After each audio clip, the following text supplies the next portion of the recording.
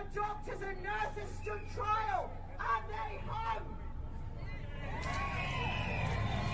If you are a doctor or a nurse... My name is Sebastian Shamarani, and my mum is one of the UK's biggest COVID-19 conspiracy theorists.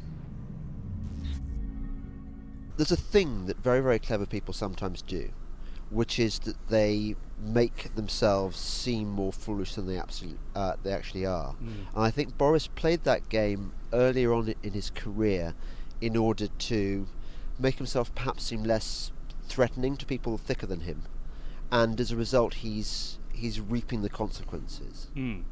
Possibly. It's straight out of The Art of War. Everything that can be infiltrated should be infiltrated. Sebastian Shamarani was another example. He got in touch with me. 6 months later, she comes out and gaslights this man to his face. A network of people, the Modi's guys in India, Duterte, and we get Orban, and even think, and we're. How can you know that I'm self-censored? I'm sure you believe everything I'm saying. But what I'm saying is if you believe something different, I wouldn't be saying. Epstein has plenty of money and craves power and access. Look who appears in Epstein's little black book. Nicholas Berggruen. No billionaires, they said, until they fund you and you inherit their ashes. Its preparations are concealed, not published. Its mistakes are buried, not headlined. Its dissenters are silenced, not praised. No expenditure is questioned, no rumour is printed, no secret is revealed. So, JFK got killed for saying things like this. And I've got news for journalists. They can't kill you all at the same time.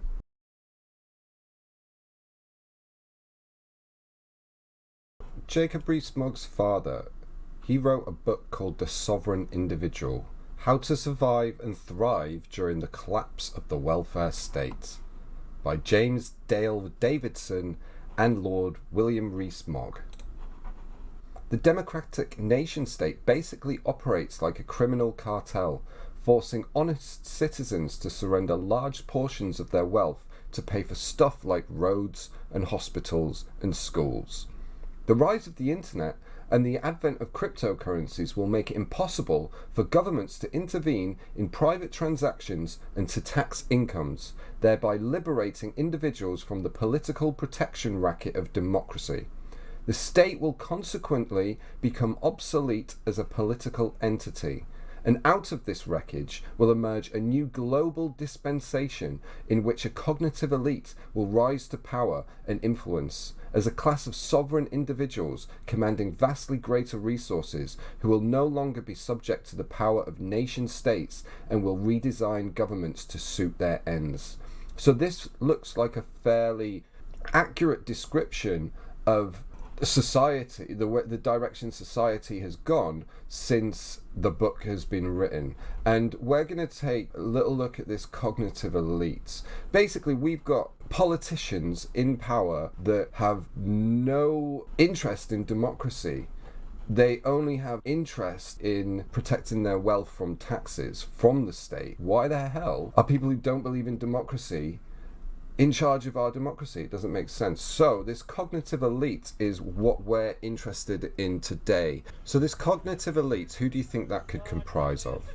How about these byline festival goers? I mean, I am half joking. I don't believe that those individuals could be in the cognitive elite. However, Byline Times Festival is very 1984 in nature when it's asking its festival goers here what their fear is. That's a bit invasive of a question for somewhere where you're going to go to have a good time. And look at this person. Lots of people have put their fears on this board. If anyone's read 1984, that is the whole idea of Room 101. If anyone's watched the show Room 101, the whole idea of that is so you tell Big Brother your fear, and then they use that fear against you. That is the most dystopian thing I've seen at a festival in my entire existence. And there's some weird shit goes on in festivals. That's not the biggest clue that Byline Times could be part of this cognitive elite. Here's Mike Galsworthy. This is a guy called Vincent Sullivan, or Vincent Burke. This is a guy called Horace. And this is a guy called Ralph Maslamani. They're all Nazis. But let's see what Mike Galsworthy has to say about these particular Nazis, shall we?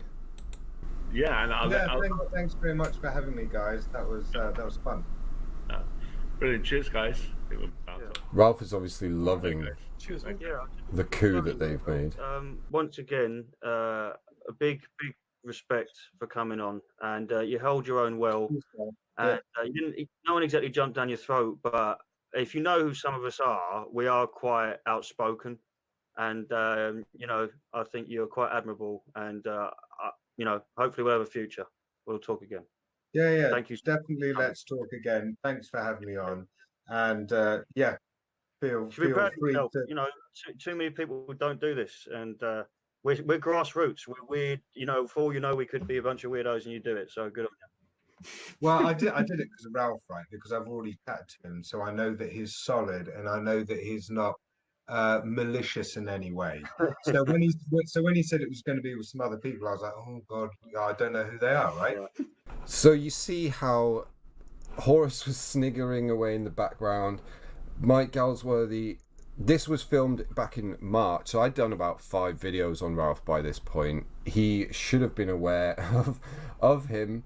But it just goes to show how easy it is for the shadowy figures in the background, like Ralph Maslamani, to manipulate attention-seeking journalists looking for a story. And they don't tell us how they get scammed. We don't get to learn from their mistakes, as they're just the gatekeepers of the news. They simply hope that they've done enough to keep themselves safe and that they can still get stories and they can still earn a living as that gatekeeper of the truth.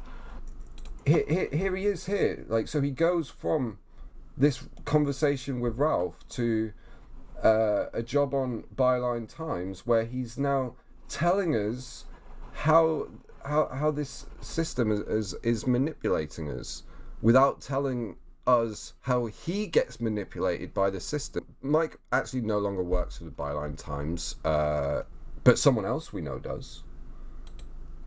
Kaelin Robertson. This is his YouTube channel, still live. He doesn't actually have any videos on this one, but he does have videos on his second channel, which he had 1.4 million views on his first video. London feminists can't answer simple questions. Why hasn't he deleted? If he has really changed his mind and he's now not associated with the far right, why, when you Google his name, does far right propaganda still appear with no mention on this channel about how he's changed his views and he doesn't believe this anymore? Why? How can this guy be trusted? Why hasn't he deleted these yet? That is the question. And when he's also getting his ego stroked by not only Carol Codwaller, by Phil Gibbs here. He's a brilliant young man with a big future, a great exemplar, in my opinion. Big love hearts from Kaelin Robertson. Who's Phil Gibbs, eh? Human being, speck of dust in the vast cosmos. What's this? Followed by James Melville, with the pink. Gibbs retweets these pink flowers like there's nobody's business, and he's followed by Stand Up X. If you're in the far right, if you're a figurehead, you should be looking at the people stroking your egos and bigging you up, because we can't have people fighting the far right or appearing to fight the far right like Byline Times while being stroked, while having their ego stroked by the far right. It just doesn't make sense. Are you a puppet or are you a puppeteer? We don't know. We can't tell. You're gaslighting us. So the fact that they also platformed Sebastian Shemirani is even more evidence that these people get manipulated by these shadowy figures. Now you might be thinking, well, Seb Shemirani's the son of Kate Shemirani and he's been calling her out. Yeah, he has. But just like Kaylin Robertson, if you Google his name first, which I assume the people that platformed him didn't do, or if they did, they didn't care what they found. So when we find out that he went to Eton and was friends with James Delingpole's son, here he is on James's podcast, produced by far-right media outlet Breitbart. Welcome to Delingpole, a Breitbart.com podcast. Here is the podcast host, James Delingpole. Welcome to the Delingpole podcast with me, James Delingpole. And this week we have a special youth edition. You'll find out why it's a youth edition in the moment. Basically, it's because one of my son's school friends is going to be my special guest this week. And you're probably going to go, oh, for fuck's sake. One of Delingpole's son's school friends. Why would we have him on the programme? Well, I can tell you. One, this programme eats up material and I'm kind of desperate. But two, actually, the second more encouraging reason is he's really, really good. He's really encouraging because you listen to what he's going to say and you'll think there is hope for the youth yet. He's not only uber intelligent, he's also pretty soundly right wing. He's not a Corbynista. His name's Baz. Baz, what is your real name? Sebastian Shemirani. So unfortunately you're probably not going to be our Prime Minister, are you? Because that sounds suspiciously Iranian to me, that surname. You never know. Sadiq Khan. He also has some very interesting views on Boris and Jacob Rees Mogg. It's interesting to hear those. Yes. If you had to put money on the next Etonian Prime Minister, would it be the Jacob? Oh. Are you a fan of Jacob Rees Mogg? I've listened to several of the talks that he's given before, and I've seen the way that people my age, with my dispositions towards politics, are big fans of the charisma and big fans of this growing bundle of internet theology surrounding him. He's very popular for the reasons that he seems to be very secure in himself and steadfast in his views. Yeah, he's happy in his skin, isn't he? Very. He's that very rare thing, I think. I mean, can you think of another politician?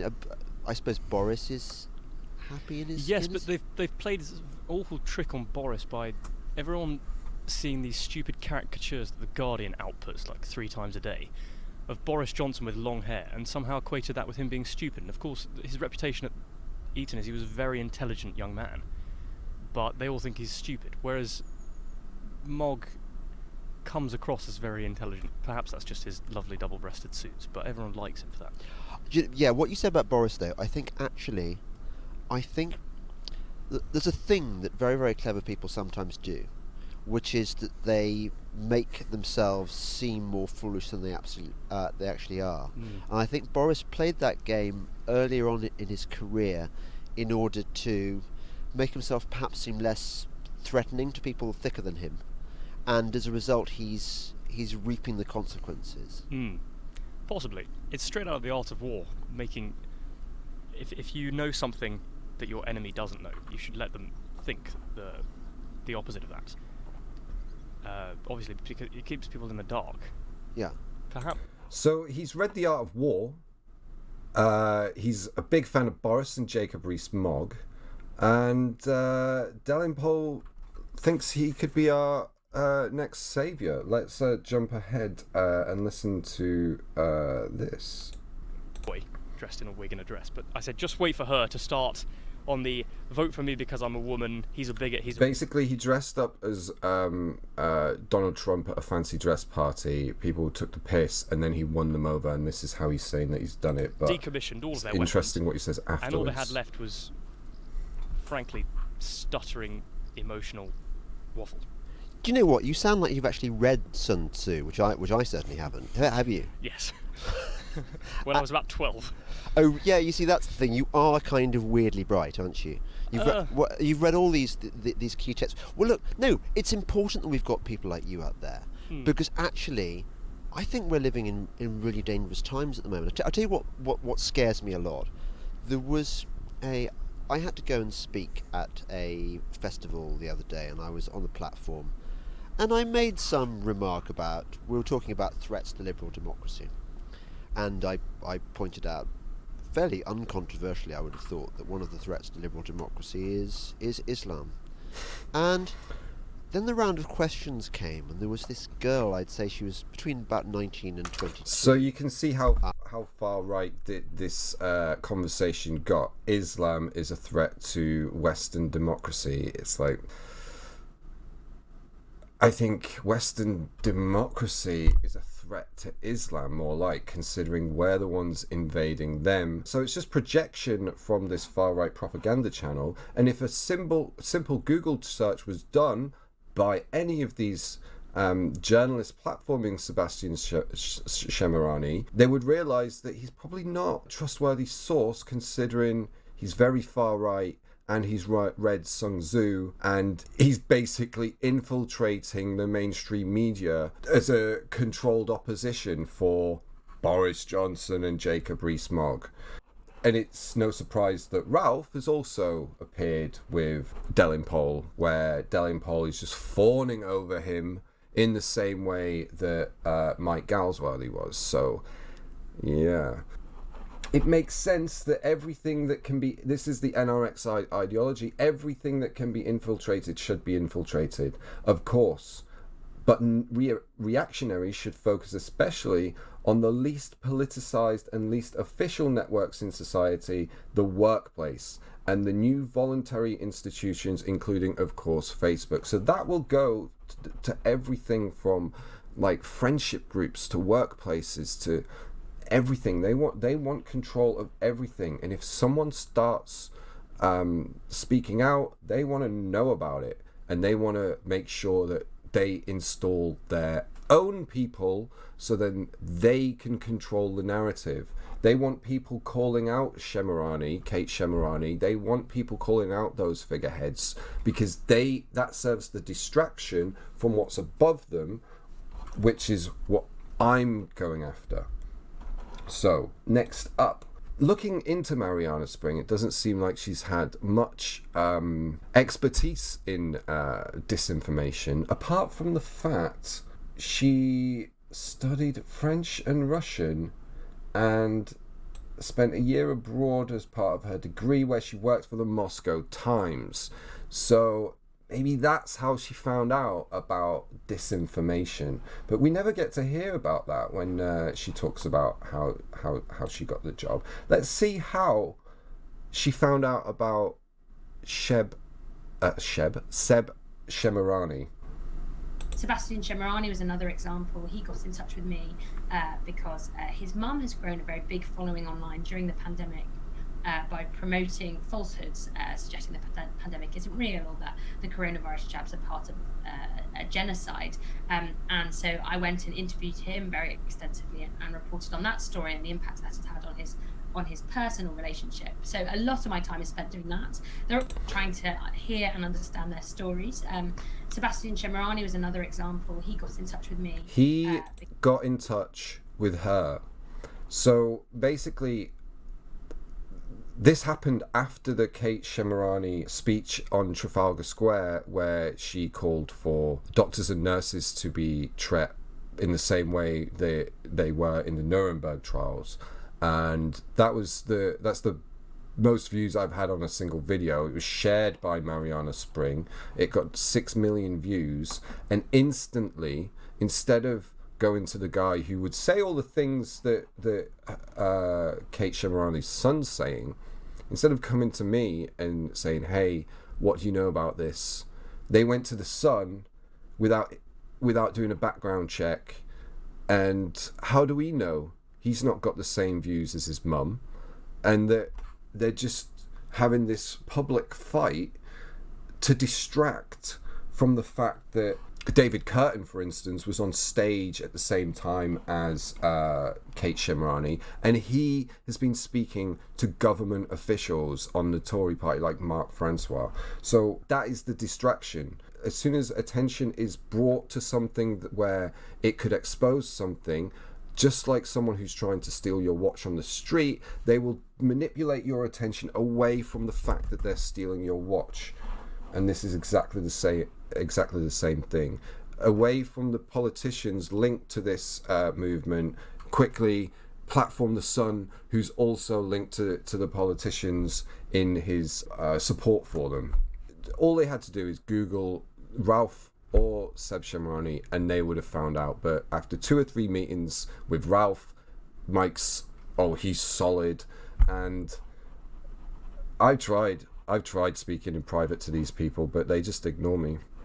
And it gets worse. So this is a Newsnight show where Mariana Spring was interviewing a conspiracy theorist, and she gaslit him. She gaslit him live on, not live on TV, it was recorded, but she did it straight to his face and filmed it and showed the world to see. So let's see what I'm talking about.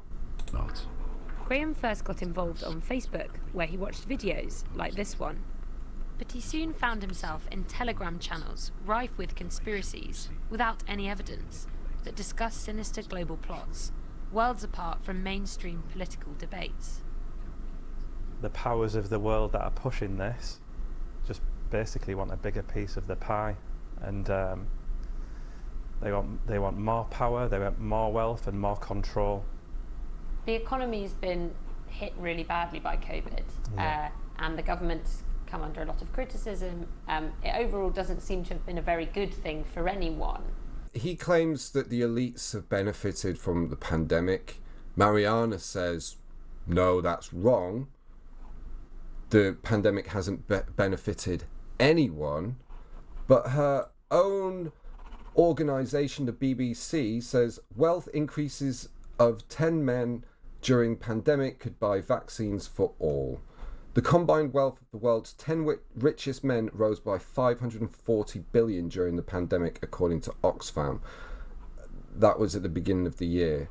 6 months later, she comes out and gaslights this man to his face. It's easy to disagree with this man without denying the reality. It's, yes, the richest people in the world have benefited from this pandemic, but that doesn't mean to say that they were responsible for it. So there is a way of disagreeing with this guy without denying the reality that we all exist in. What Mariana did there was gaslighting him and the rest of the people watching the show.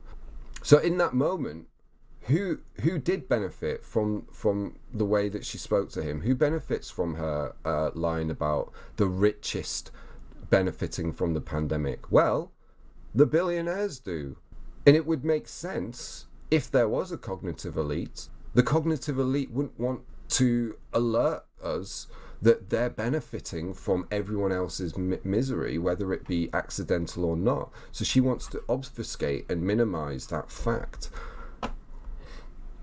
Like I say, I've warned many journalists about these and they just ignore me. They would rather platform and chase these attention-seeking narcissists instead of and platforming them as some sort of controlled opposition or letting them spread like mistruths, instead of speaking to me, even acknowledging me in private and saying, yes, we hear you, we see the work you've done, and it's very helpful, thanks. That's all that needs to be said. And then don't platform these people, but that just doesn't happen. They are gatekeepers for the truth. They think they own the news, but they don't.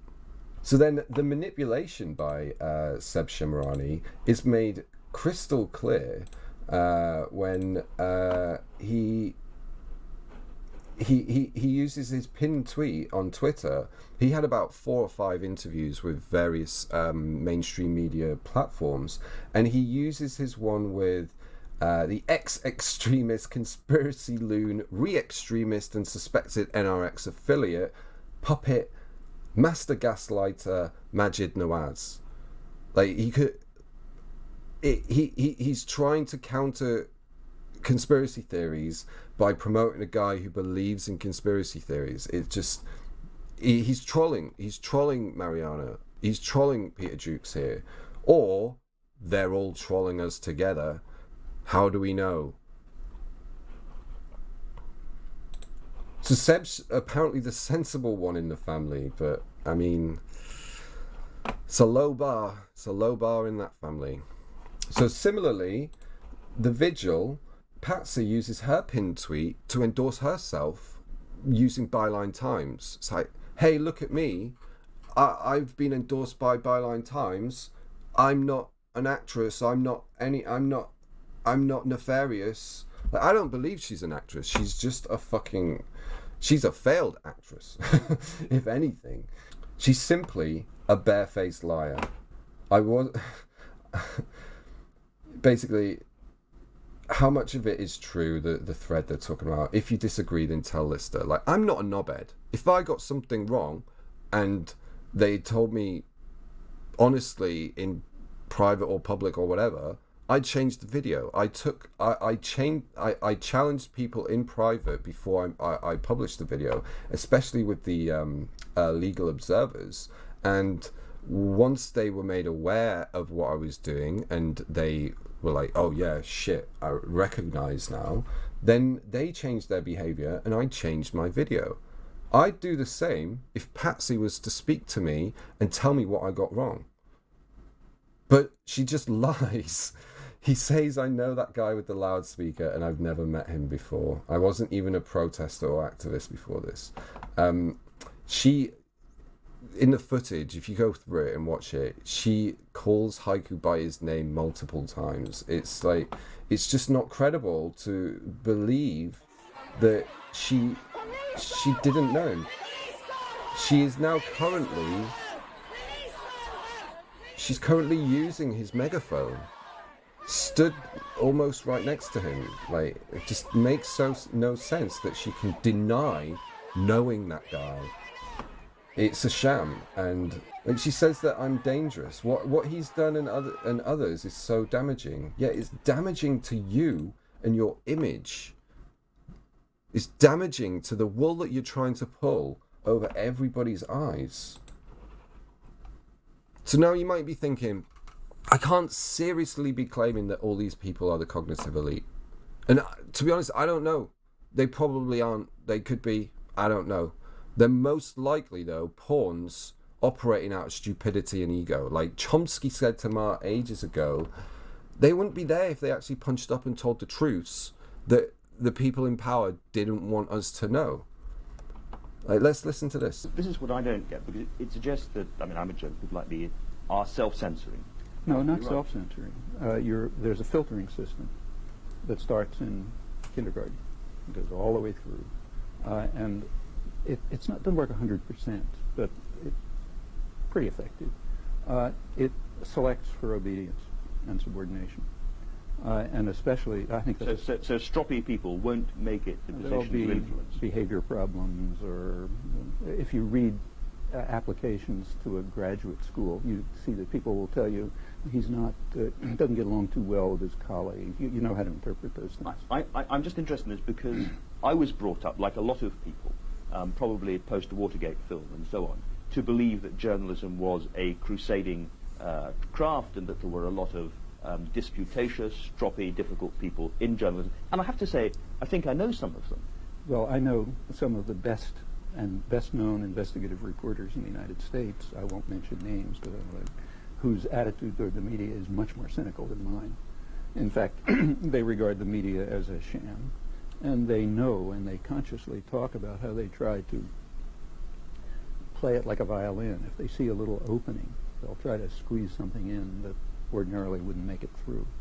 And it's perfectly true that I'm sure you're speaking for the majority of journalists who are trained, have it driven into their heads that this is a crusading profession, adversarial, we stand up against power, a very self-serving view.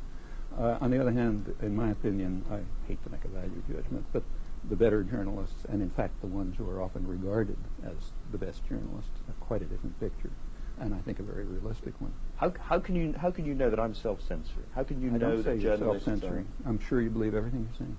But what I'm saying is if you believe something different, you wouldn't be sitting where you're sitting. So there you have it. It makes it make sense why the truths I'm telling are getting ignored when you hear things like that. Like, they will tell you as much up to the truth as they want to go, but they won't go any further. And in fact, these people, like he says, these people, if they spoke about the NRX, they wouldn't find work again. As soon as it gets mentioned in one of their articles, the editor would probably see it, probably wouldn't publish it, and they'd find a very quick way of firing that person. But it doesn't have to be like that anymore, because we have social media now. JFK's got all your journalists' backs. He said, "For we are opposed around the world by a monolithic and ruthless conspiracy that relies primarily on covert means for expanding its sphere of influence, on infiltration instead of invasion, on subversion instead of elections, on intimidation instead of free choice, on guerrillas by night, or by day in my case, instead of armies by day. It is a system which has conscripted vast human and material resources into the building of a tightly knit, highly efficient machine that combines military, diplomatic, intelligence, economic, scientific, and political operations. Its preparations are concealed, not published. Its mistakes are buried, not headlined. Its dissenters are silenced, not praised. No expenditure is questioned, no rumor is printed, no secret is revealed." So, JFK got killed for saying things like this. And I've got news for journalists. They can't kill you all at the same time. So what you need to do, journalists, is form a union. Quit your jobs.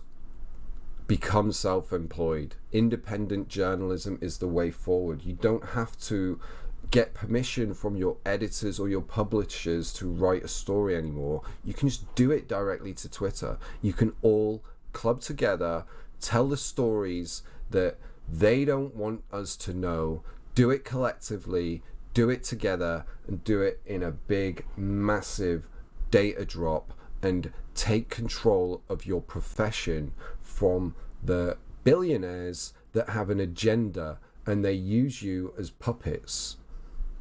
I don't want to go after individuals who are trying to make a living. I don't want to go after the protester who's been manipulated by their figureheads. I want to go after the system, the hierarchy that keeps us all under the thumb and keeps us all blinded from the truth and the reality. We need to end the gaslit nation, and the first way we do that is by telling the truth and nothing but the truth and the whole truth. Maybe not in that order, I fucked that up, but fuck it.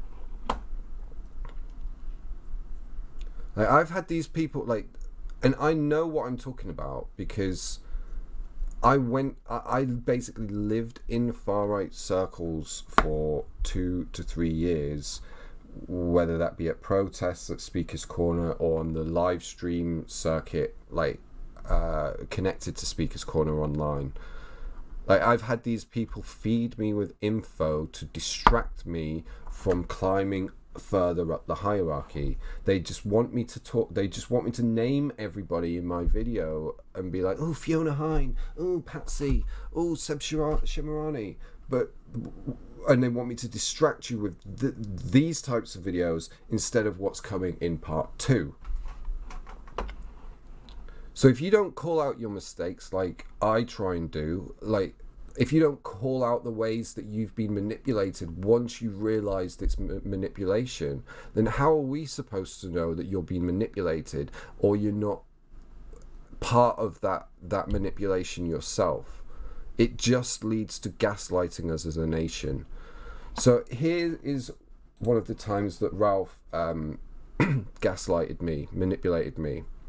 So I'd been going around for about a year telling everyone in the Tommy Robinson movement, you say you're not far right, but this guy here, Ralph Maslamani, he says he's the most far right thing you can get, a neo-reactionary.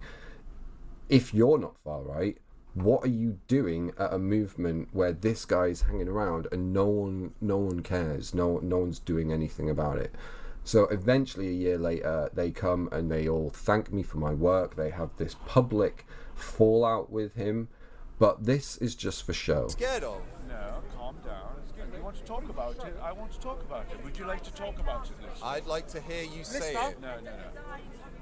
Can you tell us what? Can you tell us? saying it, and now it Can you said what? What did you say? Oh, come on, bring him in. Let's go, Tommy V. Mark. If you want to do it. Come here. Come on, Let's hear about what's. In you go, Lot. What's going on? Let's see. You don't stand with the likes of Mark Collette. You don't stand with the likes of Theon, the Holocaust denier. Everyone says that Tommy Robinson's a Nazi. That is what you call the Nazi. That's what we are not. Simon Barry, a Nazi. Yeah. So at this moment, it didn't ring true, but they really stuck it on me by coming up to me and shaking my hand and things, like, and thanking me personally for all, like, for the persistence.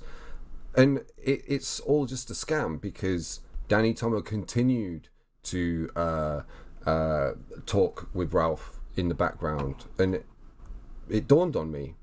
Strawberry Fields. Nothing is real, especially at Speaker's Corner. So if you look back at my journey over the past two to 3 years, I started going to far-right protests just to talk to people, just to try and show them how they're being manipulated by these shadowy figureheads that I knew existed, but I couldn't point to them at the time. Fast forward to today, when I can point to them, and I'm doing the same thing to the mainstream media figures. I'm going to them, and instead of talking about these vague shadowy figures this time, I'm saying directly, hey, you're being manipulated by these figures, and I'm being met by the same attitude of just bury their heads in the sands, don't engage with him, don't want to talk to him, don't want to know, because make up your own mind. There's no shame in making mistakes, and there is absolutely no shame in being manipulated by psychopaths. Mistakes are just lessons on the way to the truth. I wouldn't be here if it wasn't for the mistakes I'd made on my journey, and the mistakes have allowed me to know things that I wouldn't have otherwise known just by making that mistake. So when you keep us in the dark, journalists, when they keep us in the dark, and when you shield us from your mistakes, how can we know for certain they're simply just mistakes and they're not actually intent? Is that why they call it the Dark Enlightenment? Is it a way of thinking that you want to be kept in the shadows? So that's the end of part 1. And as we've been looking at some of the people appearing in front of the curtain, in part 2, we'll take a closer look at what goes on behind the curtain. Thanks for watching. I'll see you in the next episode. Peter Jukes had his model right for the hacking trial. He asked you for help to fund his reporting, and you gave it to him. His mistake was letting a new set of cognitive elites get their claws into him. I won't fall for the same ego stroking Jukes did. In fact, I will ask for the exact same thing he did. If you can fund me to the tune of $2,000 a month, and I can make this my full-time job, considering the surveillance I was under in London has made me unable to do my career job, I'm kind of all eggs in one basket kind of right now. I will be making regular content from now on, at least one video a week. I'll be live reporting on protests, and once I'm more comfortable with my new setup, I'll hopefully live stream some documentaries and see if we can get into some live debates and interviews. Money donated will buy you no special privileges, and I will cap it at $2,000 per month if possible. I'm not much of a consumer. I don't ask for much. Thanks to everybody who's supported me so far. I honestly never wanted to turn this into a grift. I just wanted to talk to people. I just wanted a hobby. and that hobby is now turned practically into a life. So if you can help me help you understand the news better, and who are the gatekeepers of certain truths, then please donate. If not me, then who? If not now, then when?